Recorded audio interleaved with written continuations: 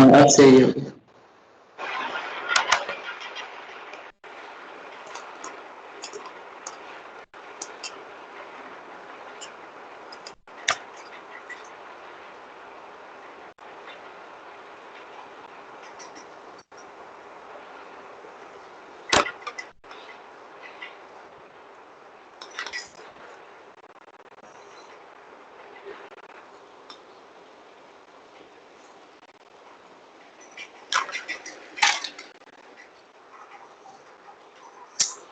चलें जी, बेस्ट हो गई।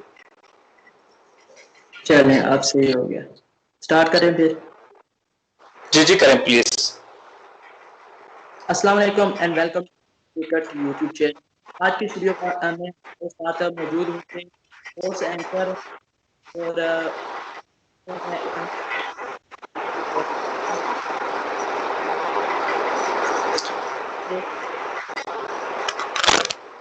आपकी आवाज गायब हो गई है बीच में।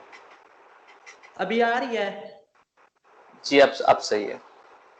पीछे थोड़ा सा शोर था आपके लिए, इसलिए वो चल दोबारा से स्टार्ट कर लेते हैं। Hello and welcome to AD cricket YouTube channel. आज की इस वीडियो में हमारे साथ मौजूद होंगे स्पोर्ट्स एंकर अहमद रजीब और कमेंट्री भी करते हैं। हाल ही में कायद आज़म ट्रॉफी में इन्होंने कमेंट्री भी किया और इसके अलावा जो है कॉमेडी भी काफ़ी अच्छी कर लेते हैं। तो आपने हमारे लिए टाइम निकाला है अहमद भाई, बहुत बहुत शुक्रिया आपका। थैंक यू सो मच जी, बहुत शुक्रिया जी, आप लोगों ने प्रोग्राम में शामिल किया। तो आज सबसे पहले आप बताएं कि आप कमेंट्री भी करते हैं, साथ ही साथ स्पोर्ट्स एंकर भी हैं और कॉमेडी भी करते हैं, तो इन सब चीज़ों को साथ लेकर कैसे चलते हैं और क्रिकेट का शौक आपको कब से है और कैसे इस तमाम फील्ड में आप शामिल हुए? कमेंट्री भी कर लेते हैं, उसके साथ एंकरिंग भी कर लेते हैं और कॉमेडी वगैरह सब कुछ। देखिए क्रिकेट तो इस शौक इस तरह से है कि मेरे फादर जो थे वो भी क्रिकेट खेलते थे और मेरे फादर 1980 से क्रिकेट एडमिनिस्ट्रेटर जो होते हैं, जो क्रिकेट की तरबीज और तरक्की के लिए इस्लामाबाद में उन्होंने काम शुरू किया और उसके बाद फिर जो उनका अपना ज़ाती क्लब भी था उसके वो अभी भी ऑनर हैं। इसी वजह से मेरे घर में से मुझे क्रिकेट शौक में मिली। मैंने जब होश संभाली तो मैंने अपने घर में क्रिकेट होते हुए देखी, इस वजह से शौक था। फिर मैंने 2005-6 से क्लब क्रिकेट खेलना शुरू की। 2009 में मैं इस्लामाबाद अंडर 19 के लिए मुंतखब हुआ और तकरीबन 2015 तक मैंने काफ़ी क्रिकेट खेली है। 9-10 साल मैंने रेगुलर प्रोफेशनल क्रिकेट खेली है। इस दौरान मैंने अंपायरिंग का कोर्स भी किया। मैंने इस्लामाबाद क्रिकेट एसोसिएशन में अंपायरिंग भी की, कुछ मैचेस में, ज़्यादा नहीं। मैंने स्कोरिंग का कोर्स भी क्लियर किया पीसीबी का। मैंने स्कोरिंग भी कुछ मैचेस में की अपने शौक के लिए। और इस सारे अरसे में 2010 में मैंने रेडियो ज्वाइन किया एज अ स्पोर्ट्स एंकर और उसके बाद 2011 में मैंने टीवी का सफर शुरू किया। उसमें शुरू में तो मैंने ड्रामेटिक्स से ड्रामा इनसे स्टार्ट किया, काफ़ी ड्रामों में मैंने पाकिस्तान टेलीविजन में काम किया। 2013-14 से मैंने टीवी में स्पोर्ट्स के प्रोग्राम करना शुरू किए और मुख्तलिफ इदारों के लिए मैं प्रोग्राम करता रहा। बस इसी तरह से ऐसा था कि क्रिकेट का शौक घर से था और मुझे बड़ा पैशन था। मैंने बड़ी मेहनत की क्रिकेट में। तो बहुत सारे लोग जो हैं मुझे कॉमेडी में वजह से जानते हैं और उनको लगता है कि ये स्पोर्ट्स में बस बाय चांस आ गए, तो ऐसी बात नहीं है। मेरे पीछे स्पोर्ट्स की बहुत बड़ी हिस्ट्री है जिसकी वजह से मैं स्पोर्ट्स कॉमेडी अल्लाह की तरफ से दिया हुआ टैलेंट है और जो क्रिकेट है वो मेरा पैशन है। ठीक हो गया। तो यही चीज़ सब जानना चाहते हैं कि आप दो-दो चीज़ों को साथ लेकर जा रहे हैं, तो कुछ लोगों को ज़ाहिर है इस चीज़ की समझ नहीं कि आप प्रोफ़ेशनली कॉमेडियन हैं या फिर आप स्पोर्ट्स जर्नलिज़्म करते हैं, इस तरह की सारी चीज़ें तो आपने पूरा क्लियर कर दिया। उसके बाद सबसे पहले बात कर लेते हैं जो कल अनफॉर्चुनेटली 3 अच्छा, मैं प्लेयर्स के एक चीज आपके सवाल से पहले मैं एक चीज थोड़ी सी बता दूं देखने वालों के लिए। बेसिकली तो मेरा मेन काम जो है इस वक्त वो स्पोर्ट्स है, लेकिन जब अल्लाह ने आपको एक सलाहियत दी होती है, देखें बहुत सारे ऐसे क्रिकेटर्स होते हैं जिनकी आवाज़ भी बहुत अच्छी होती है, जैसे सरफराज अहमद हैं, उनकी माशाल्लाह आवाज़ है, वो नात बहुत खूबसूरत पढ़ते हैं। ऐसे आप बहुत सारे क्रिकेटर्स देखेंगे जिसको बहुत सारी, और ऐसे बहुत सारे और लोग हैं जिनके अंदर बहुत सारी ऐसे और सलाहियत होती है। कुछ ऐसे स्पोर्ट्समैन होते हैं जो क्रिकेट के साथ और खेल भी बहुत अच्छे खेलते हैं। तो पॉइंट ये है कि हमारे यहाँ थोड़ा सा लोग समझते हैं पता नहीं यार ये एक मरासी है, एक बड़ा टिपिकल लफ्ज यूज होता है, यार ये स्पोर्ट्स का बिल्कुल। एंकर है, यार देखो इसका तो कुछ समझ नहीं आती। बाहर के मुल्कों में इस चीज को पॉजिटिव लिया जाता है कि क्रिएटिव लोग हैं, क्रिएटिविटी है। सो देखने वालों के लिए अगर आपके अंदर भी कोई ऐसी ज्यादा सलाहियत मौजूद है, एक से ज्यादा, तो उसको खुल के उस पर आप परफॉर्म करें, दुनिया की बातों को छोड़ दिया करें, क्योंकि दुनिया को, लोगों को समझ नहीं होती और लोगों का काम होता है बात करना। तो आपका काम होता है, आपको जो अल्लाह ने सलाहियत दिया उसको लोगों के सामने दिखाना, तो टेंशन नहीं लेनी लोगों की। बिल्कुल, ये सही है।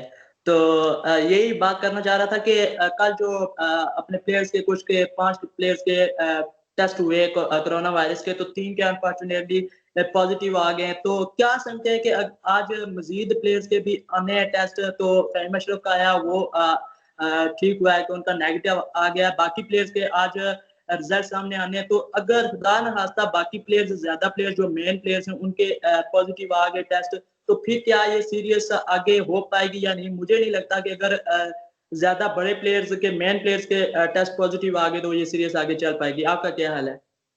देखें, इसमें अदनान ऐसा है कि थोड़ा सा मैं समझता हूँ कि पाकिस्तान क्रिकेट बोर्ड ने ना थोड़ी सी तैयारी पूरी नहीं की। इन्होंने ये तो कर रहे हैं कि ये बहुत पहले जा रहे हैं इंग्लैंड में, यानी आपको पता है कि ये जुलाई के एंड में जाके वेस्ट इंडीज का टूर खत्म होगा, और बिल्कुल जुलाई के बिल्कुल एंड में, जब एग्जैक्ट डेट याद नहीं है, अगस्त के बिल्कुल स्टार्ट से पाकिस्तान की सीरीज शुरू हो रही है। तो अभी ये काफी वक्त, आप तकरीबन देख लें 1-1.5 माह पहले ये जा रहे हैं, इंग्लैंड जा रहे हैं, तकरीबन 1 माह पहले, उससे पहले कि वो इसलिए जा रहे थे कि ये अगर ये इनको वहां पर एक वो बायो केमिकल बबल्स कहते हैं जिसको, उसमें उनको रखेंगे ताकि इनको किसी तरह कोरोना ना हो, महफूज एक इन्वायरमेंट इंग्लैंड ने प्रोवाइड किया हुआ है। पाकिस्तान क्रिकेट बोर्ड ने पहले अपने जो इधर ट्रेनिंग कैंप का आगाज किया था, लेकिन फिर उनको एहसास हुआ कि हमारे पास उस तरह की सहूलियात नहीं है जो इंग्लैंड के पास है, तो हम अभी इस तरह का कैंप नहीं शुरू कर सकते, इसमें डर है कि किसी प्लेयर को कोरोना हो सकता है। मैं समझता हूँ कि गलती पाकिस्तान क्रिकेट बोर्ड ने ये की कि उनको एक जो एवरेज टाइम लगता है किसी प्लेयर को, अगर किसी बंदे को कोरोना हो जाए उससे सेहतयाब होने में, उतना अरसा पहले उनको फ्लाई करने से पहले उनको ये टेस्ट उस वक्त करने चाहिए थे, ताकि सारे प्लेयरों के पहले टेस्ट किए जाते हैं, और अगर आपका पॉजिटिव है या नहीं है, इसको बलाए ताक आपको सारे प्लेयर्स को पीसीबी एनसीए बुलाता है या कोई ऐसी जगह पे एहतमाम करता है, उनके बड़े शहरों में, कराची, लाहौर में, उनके शहरों में एहतमाम करता है ऐसी जगहों पे कि उनको क्वारंटीन किया जाता है 14 से 15 दिन, आपका टेस्ट पॉजिटिव है या नहीं है, ताकि आपको कोरोना ना हो, ताकि जब आपका टेस्ट होता है 28 तारीख से पहले, अभी जैसे हुए 24-25 को, तो आपकी सबकी रिपोर्ट जो है वो नेगेटिव आती। तो फॉर एग्जांपल ये होती है बेहतरीन तैयारी। तो अभी देखें, अभी पॉजिटिव आ गई प्लेयर्स की, तो डेफिनेटली ये प्लेयर अपना क्वारंटीन मुकम्मल करेंगे, फिर जाएंगे। तो थोड़ा सा प्रॉब्लम ये होता है कि देखें, एक बार पहुंचते वहां इंग्लैंड सारे, आइडियल ये था, तो वहां पर वो एक ही मर्तबा क्वारंटीन होते, एक ही मर्तबा सेहतयाब होते, एक ही मर्तबा अपनी एक्टिविटी शुरू करते। अब होगा ये कि सब प्लेयर किस्तों में जाएंगे, जो जिनका पॉजिटिव आएगा वो यहाँ रुकेंगे, जिनका नेगेटिव आएगा वहां जाएंगे, यहाँ से ये लेट जाएंगे, इनकी लेट वो क्वारंटीन वहां इंग्लैंड वाला शुरू होगा, ये लेट प्रैक्टिस को ज्वाइन करेंगे, थोड़ी सी जो तैयारी में हम आहंगी होती है ना, उसमें लेट हो जाएगा। हो जाएगा, मसला कोई नहीं है, होना है, सब कुछ है, लेकिन मसला सिर्फ ये है कि अगर थोड़ा सा पाकिस्तान क्रिकेट बोर्ड बेहतर तैयारी करता मेरे ख्याल में, तो ज्यादा बेहतर होता। बिल्कुल। अगर 28 को ये जा रहे थे, तो अगर ये 12-13 को या 10 को पहले टेस्ट कर लेते, तो दोबारा अभी टेस्ट करते इनके, तो फिर अगर उस वक्त किसी का पॉजिटिव आता तो अब तक इंशाल्लाह उससे याद हो गया होता, तो फिर इकट्ठे सब चले जाते। लेकिन अब कुछ पहले जाएंगे, कुछ लेट जाएंगे, तो ये भी काफी ज्यादा प्रॉब्लम होगी। तो इसके अलावा डोमेस्टिक भी आपने काफी करीब से देखी है, तो इस साल आप कमेंट्री भी करते रहे डोमेस्टिक क्रिकेट में, तो ये भी बताएं कि काफी ज्यादा डोमेस्टिक क्रिकेट में लड़के परफॉर्म करते हैं, लेकिन फिर भी उन्हें इंटरनेशनल टीम में जगह नहीं मिल पाती। क्या वजह है? कि मैं समझ रहा हूँ कि जब से पीएसएल आई है उस वक्त से डोमेस्टिक क्रिकेट के जो परफॉर्मर्स हैं उन्हें उस तरह की अहमियत नहीं मिल रही, क्या वजह है? देखिए, डोमेस्टिक क्रिकेट में इसमें दो चीजें बहुत अहम हैं जिस पर हमें गौर करने की जरूरत है। पहली बात यह कि पहले जो हमारी डोमेस्टिक क्रिकेट थी, इसमें कोई शक नहीं, इसमें बहुत से मसाइल भी थे। उसकी वजह यह थी कि पिछले कोई 8-10 साल से डोमेस्टिक क्रिकेट में, खासतौर पर पंजाब में और खैबर पख्तूनख्वा में, ऐसी पिचेस बनती थी जिसमें आपका मैच, जो 4 रोजा मैच था, वो 2 दिन में, 2.5 दिन में खत्म हो रहा था, और आपके प्लेयर जब तक स्कोर नहीं करते उनको स्कोर करना नहीं आता। कभी भी ऐसा नहीं होता कि आपके प्लेयर डोमेस्टिक में 30-30, 40-40 रन कर रहे हैं, तो इंटरनेशनल क्रिकेट में आके वो 100-200 रन कैसे करेंगे? ये सबसे बड़ी बुनियादी वजह थी कि पिचेस ठीक नहीं थी।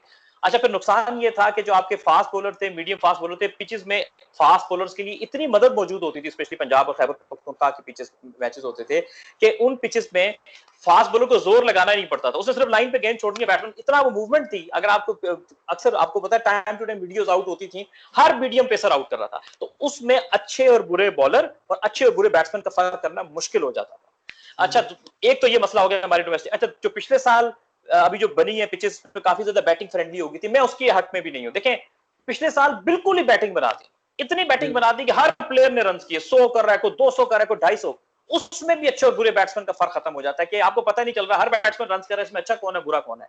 मैं ये समझता हूं कि पिचेस आपकी ऐसी होनी चाहिए जो 4 ओवर क्रिकेट की, जो पहले आपके एक दिन कम से कम फास्ट बॉलर को मदद दें, एक दिन, उसके बाद वो दूसरे और तीसरे दिन जो है बैटिंग को मदद दें, चौथे दिन वो स्पिनर को मदद दें। अच्छा खैर ये बात हो कि डोमेस्टिक के मसाइल एक तरफ हो गए कि ये भी काफी इश्यूज थे हमारे डोमेस्टिक में, पिचेस और बाकी मेयार के मसाइल थे, लेकिन फिर भी जो परफॉर्मर होता है वो परफॉर्म तो कर रहा है ना, उसको तो परफॉर्मर को उसको रिगार्ड मिलना चाहिए।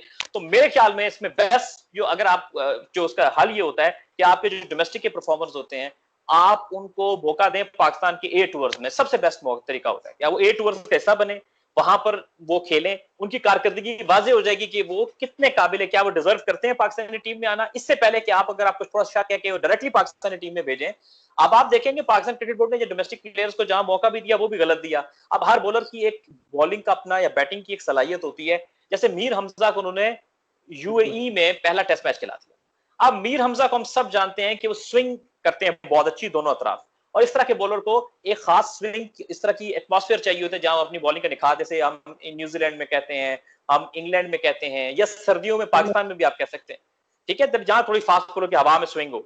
आपने बिल्कुल खुश्क और मरे हुए विकेटों पे उस तरह के बॉलर को जो उसके बिल्कुल 180 डिग्री है उसको वहां पे टेस्ट डेब्यू करा दिया। 2016 में मीर हमजा गए थे पाकिस्तान ए टीम के साथ, इंग्लैंड में गए थे, वहां अच्छा परफॉर्म किया। 2018-19 में उन्होंने काउंटी सीजन बहुत अच्छा खेला, तो ये मेरे ख्याल में एक आइडियल टाइम था कि आप मीर हमजा को साथ लेके जाते। इसी तरह ताबिश खान देख लें, इसी तरह सदफ हुसैन देख लें, इस तरह बहुत सारे बॉलर्स या बैट्समैन आप देख लें, उस्मान सलाउद्दीन को देख लें, और बहुत सारे बैट्समैन है, मैं लंबा नाम ले सकता हूँ, नईमुद्दीन को देख लें, 2013-14 में टॉप किया, किसी ने नहीं खिलाया, तो एक लंबी फहरिस्त है। नोमान अली ने अभी टॉप किया, उसको नहीं खिलाया। तो पॉइंट ये है मेरा कि पाकिस्तान क्रिकेट बोर्ड ने एक तो, इस अपने आर्गुमेंट को क्लोज करूंगा, काफी लंबा हो गया, कि एक तो पाकिस्तान क्रिकेट बोर्ड ने परफॉर्मर्स को मौका देने का कोई प्लेटफॉर्म नहीं सोचा कि यार ठीक है जो भी मसले हैं लेकिन इनका हक बनता है परफॉर्म किया। दूसरा ये कि पाकिस्तान सुपर लीग से जो फास्ट ट्रैकिंग की है ये बिल्कुल गलत की है। आप देखें कि शादाब खान T20 में आए, वनडे में, टेस्ट में आए, क्यों आ गए टेस्ट में? टेस्ट क्रिकेट हलवा नहीं है।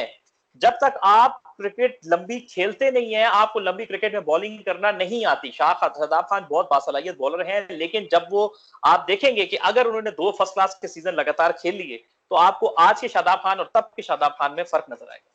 बिल्कुल। और एशिया कप की भी बात हो रही थी कि एशिया कप पाकिस्तान जो है श्रीलंका को होस्टिंग राइट्स दे रहा है, तो आपको क्या लगता है कि जो श्रीलंका ने टूर किया था उसी वक्त ये डील हो गई थी, या अब पीसीबी ने उस वक्त छुपाया और अब ये बातें सामने ला रहा है कि हम अब कोरोना वायरस की वजह से ये होस्टिंग राइट्स उन्हें दे रहे हैं इस साल के, और नेक्स्ट एशिया का जो है हम होस्ट कर लेंगे? तो इस बारे में थोड़ा सा बताएं।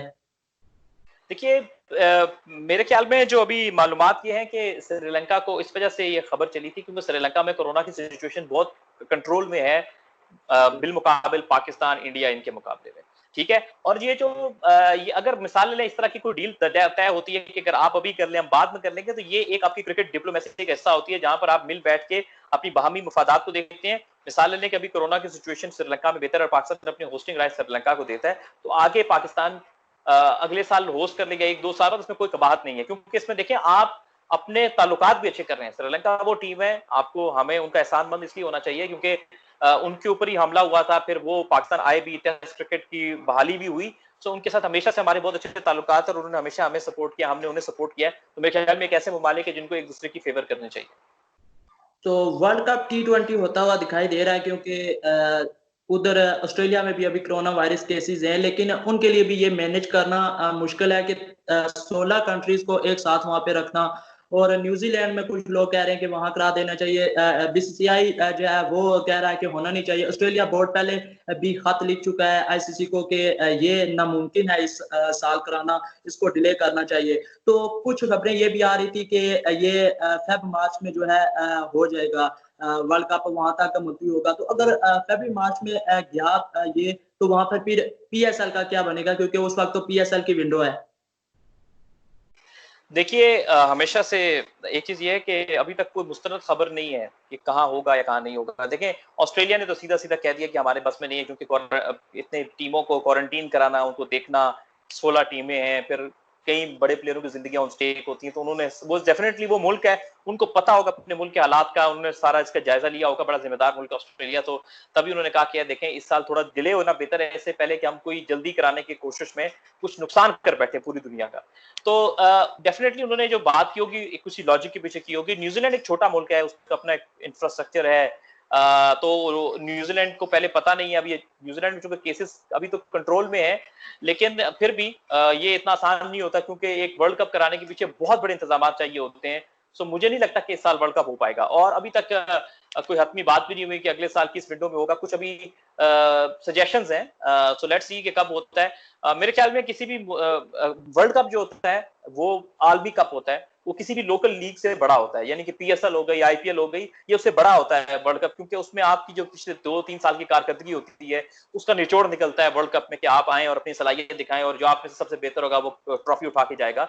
सो जो भी इंडिया के दोस्त हैं, जो पाकिस्तान के दोस्त हैं, मैं हमेशा से ये कहना चाहता हूं कि कोई भी आईपीएल दुनिया की बड़ी नंबर 1 लीग है, लेकिन स्टिल वो एक डोमेस्टिक टूर्नामेंट है। पीएसएल हमारी पाकिस्तानियों के दिल के बहुत करीब है, पाकिस्तान की हमारी अपनी लीग है, लेकिन वो डोमेस्टिक टूर्नामेंट है। सो हम डेफिनेटली ये चाहेंगे कि पहले वर्ल्ड कप हो, उसके बाद पीएसएल तो इंशाल्लाह होनी है। अगर कोई वर्ल्ड कप के टाइम में आगे देखो कोई बात नहीं, फिर हो जाएगी, 5 महीने बाद हो जाएगी, 6 महीने बाद हो जाएगी इंशाल्लाह।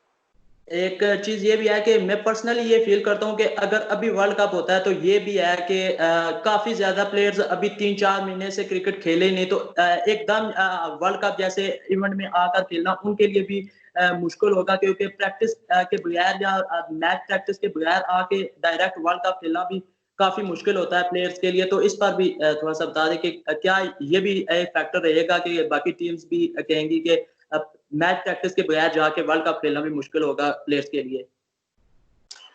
एक तो ये है कि अभी वेस्ट इंडीज जो कि इंग्लैंड से खेल रही है, तो ये एक पहला बैनुल-अक़वामी एक वापस बहाली की तरफ एक सफर होगा कोरोना के बाद, जब से उसने उसका एक असर आया पूरी दुनिया पे, और फिर पाकिस्तान खेलेगा, और फिर कुछ और मुल्क भी शायद उससे पहले कुछ खेलें। लेकिन अगेन आपकी बात ठीक है, क्योंकि लैक ऑफ प्रैक्टिस सब मुल्क शायद नहीं खेल पाएंगे, तो लैक ऑफ प्रैक्टिस का आंसर तो रहेगा।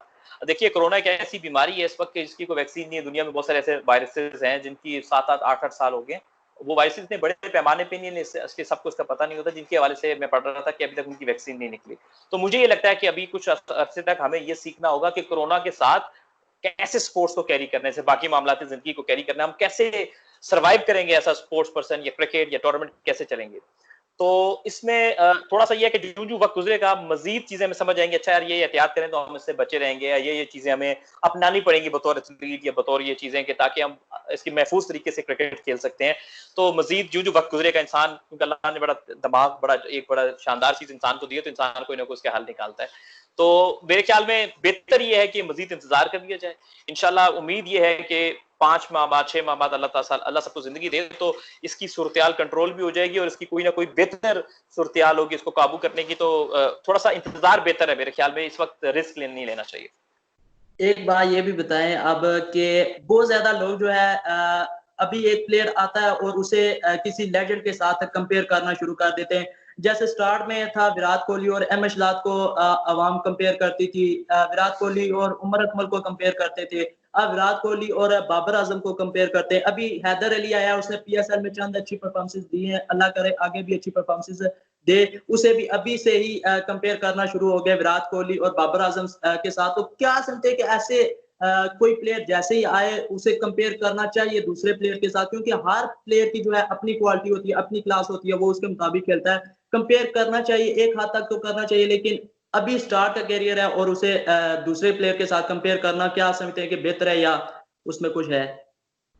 अच्छा, इसके 2 जवाब होंगे, 2 इसके हिस्से हैं इसके जवाब के। पहला ये कि देखें, मैं जो जितने देखने वाले हैं उनको एक चीज़ मैं बताना चाहता हूँ आपके चैनल के विसातत से, कि क्रिकेट इतनी आसान नहीं होती है। अमूमन मैंने अभी सोशल मीडिया पे पिछले 3-4 साल में एक ट्रेंड देखा है कि अभी एक प्लेयर अंडर 19 में 100 कर रहा है, इसको पाकिस्तानी टीम में ले आओ, पाकिस्तानी टीम में ले आओ। कोई बॉलर 4 आउट करता है, इसको पाकिस्तानी टीम में ले आओ।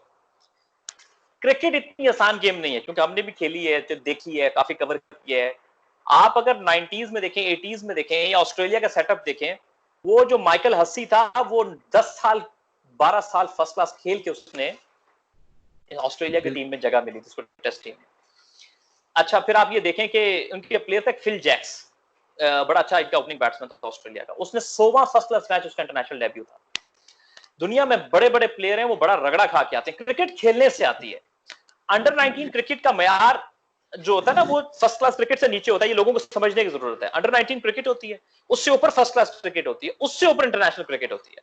आइडियली ऐसा नहीं होता कि आप अंडर 19 क्रिकेट से यूं करके जंप मार के आप एक प्लेयर को फर्स्ट क्लास में वो इंटरनेशनल लेके आएंगे। वो अगर आप मिसाल देंगे जी अच्छा ये एक अदद प्लेयर है, तो वो हजारों में से एक प्लेयर होता है। आप हजारों में से एक प्लेयर को देखेंगे या आप देखेंगे कि 1000 में से 900 प्लेयर तो फेल होते हैं ना। तो कौन सा तरीका कामयाब है? कामयाब तरीका ये है कि आप अंडर 19 प्लेयर को डोमेस्टिक क्रिकेट में लेकर आए, कम से कम 1 से 2 सीजन उसको खिलाएं, उसके बाद उसकी कारकर्दगी का जायजा लें। अच्छा, हर किसी की प्लेयर की प्रोग्रेस एक जैसी नहीं होती, हो सकता है किसी को 1 सीजन लगे, हो सकता है किसी को 2 सीजन लगे, हो सकता है कोई प्लेयर 4 सीजन लग जाए। हर प्लेयर की जो प्रोग्रेस और तरक्की करने का तरीका आप देखेंगे वो अलग अलग होता है। अच्छा, परफॉर्मेंस इज ओनली थिंग कि आप किसी को आगे लेकर आए, फिर उसको ए टूर कराएं। ए टूर से ये होता है कि इंटरनेशनल क्रिकेट खेलने से पहले पता चल जाता है इस प्लेयर में कितनी इंप्रूवमेंट आ गई है, कितना मैच्योर हो गया है, इसकी कितनी गेम अच्छी हो गई है।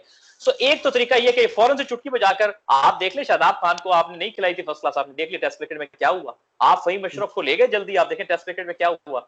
अच्छा, फिर आप जो परफॉर्मर्स उसको खिलाते हैं ना, तो क्रिकेट जो 4 डे क्रिकेट है, अगर आप कम से कम 3 अच्छे सीजन खेल गए ना, तो आप प्लेयर बन जाते हैं, तो आपको अंदर वो कॉन्फिडेंस होता है जो आके आप देखें असर शफीक, इसने 2009 में 1000 से ज्यादा रन किए थे फर्स्ट क्लास में, तब पाकिस्तानी टीम में आया था। अजहर अली के 9-10 साल फर्स्ट क्लास खेल के तगड़े रन करके आया, तभी इतना सा पाकिस्तानी टीम में रहे। यूनुस खान ने इतने फर्स्ट क्लास में रन किए थे जब पाकिस्तानी टीम में आए। सईद अजमल आउट कर करके पाकिस्तानी टीम में आए। जुल्फिकार बाबर ने विकेट्स के अंबार लगा दिए। यासिर शाह ने कोई लगभग 10-12 साल फर्स्ट क्लास खेली जब उनको टेस्ट क्रिकेट में मौका मिला। तो देखिए इनके प्लेयरों के पीछे तजुर्बे हैं बहुत लंबे। हाँ, तो इसलिए एक ये हिस्सा हो गया। दूसरा हिस्सा ये हो गया कि बिल्कुल किसी खिलाड़ी को नहीं मिलाना चाहिए, हर खिलाड़ी अलग होता है, हर खिलाड़ी की अपनी क्लास है। पहली बात ये, अच्छा ये नहीं होता फॉर एग्जांपल एक प्लेयर ने 50 की एवरेज कर ली तो विराट कोहली जैसा हो जाएगा, नहीं। क्रिकेट में रन की क्वालिटी होती है, हो सकता है किसी प्लेयर की एवरेज 40 की और वो किसी 50 वाली एवरेज से बड़ा प्लेयर हो। फॉर एग्जांपल इमामुल हक की 50 की वनडे की एवरेज है, लेकिन वो सईद अनवर से बड़े प्लेयर नहीं है। सईद अनवर की 38 की एवरेज है वनडे में। समझ रहे हैं रन कैसे किए, किस तरह से किए, किस दिलेरी के साथ किए, आपकी टीम के जीत में कितने काम है, ये बड़े फैक्टर्स होते हैं क्रिकेट में। तो एवरेज से सिर्फ नहीं होता कि सिर्फ एवरेज ज्यादा तो आप बड़े प्लेयर है। मैं एक मिसाल दे रहा हूं, किसी प्लेयर को बुरा नहीं कह रहा मैं। सो पॉइंट ये है कि एक तो पहले किसी प्लेयर को किसी से कंपेयर करना ही नहीं चाहिए, हर प्लेयर की अपनी एक क्लास है। मोहम्मद यूसुफ अलग है, तेंदुलकर अलग है, इंजमाम अलग प्लेयर है, राहुल द्रविड़ अलग तरह के प्लेयर थे, और विराट कोहली का किसी से कंपेरिजन नहीं है। वो प्लेयर इतना बड़ा प्लेयर है, वो इतना बड़ा प्लेयर है कि उसकी आपने इनिंग्स देखी है कि जब उसने चाहा उसने वो छक्का मारा। मैंने उसकी कितनी इनिंग्स देखी, सबने देखी है। सो मेरे ख्याल में विराट कोहली को किसी से कंपेयर नहीं करना चाहिए इस वक्त, उसका लेवल ही एक अलग है। बाबर आजम बहुत बड़ा प्लेयर है, बड़ा बासलाहियत प्लेयर है, लेकिन उसको तो अभी जो बहुत सारी मनाजिल तय करनी है विराट कोहली तक पहुंचने में, विराट कोहली से अभी किसी का मसला नहीं। बिल्कुल, थैंक यू, बहुत अच्छी आपके साथ गुफ्तगू हुई। तो आखिरी मैसेज अगर कोई आप क्रिकेट लवर्स को देना चाहे वो दें। जी, मैसेज एक मैं देना चाहूंगा, प्लीज, चाहे आपका ताल्लुक पाकिस्तान से, इंडिया से, जिस मर्जी दुनिया से, हकीकी क्रिकेट लवर वो होता है जो क्रिकेट को पसंद करता है। वो ये नहीं होता कि कोई पाकिस्तान इंडिया वाली जो मैं अक्सर देख रहा हूँ, इस स्टोरी को बुरा भला कह रहे होते हैं सोशल मीडिया के ऊपर, ऐसा कह रहे होते हैं, तो आप हकीकी क्रिकेट लवर नहीं है। पाकिस्तान में किसी प्लेयर की कोई अचीवमेंट आती है या पाकिस्तान ने कुछ जीता होता है तो इंडियन आके जी कोई ना उसका मजाक उड़ाना शुरू कर देते हैं, या इंडिया ने कुछ जीता तो पाकिस्तानी उसका मजाक उड़ाना शुरू कर देते हैं। क्रिकेट जेंटलमैन गेम इसलिए कहा जाता है कि ये इसमें खेल को इज्जत दी जाती है, खेल को। और मैं एक और ट्रेंड देखता हूँ बहुत अरसे से कि कोई एक प्लेयर की फैन फॉलोइंग हो जाती है, उस प्लेयर को करके वो क्रिकेट प्लेयर के फैन से ज्यादा खेल के फैन बने। जब आप एक किसी प्लेयर के फैन बन जाएंगे तो आप उस प्लेयर को सही और गलत दोनों में सपोर्ट करेंगे, जिससे आप गेम के फैन नहीं रहेंगे। तो बेहतर ये है, हम सब के आइडियल प्लेयर होते हैं, लेकिन जब आप गेम के फैन बनेंगे तो आप हकीकी क्रिकेट फैन बनेंगे। तो ये अच्छी चीज है, और एक दूसरे को बुरा भला मत कहा करें, एक दूसरे के लिए इज्जत रखें, तो ये ज्यादा अच्छी बात है। थैंक यू, आपने हमें टाइम दिया, बहुत बहुत शुक्रिया आपका। थैंक यू सो मच, आपका बहुत शुक्रिया जनाब, thank you. Allah Hafiz. Allah Hafiz.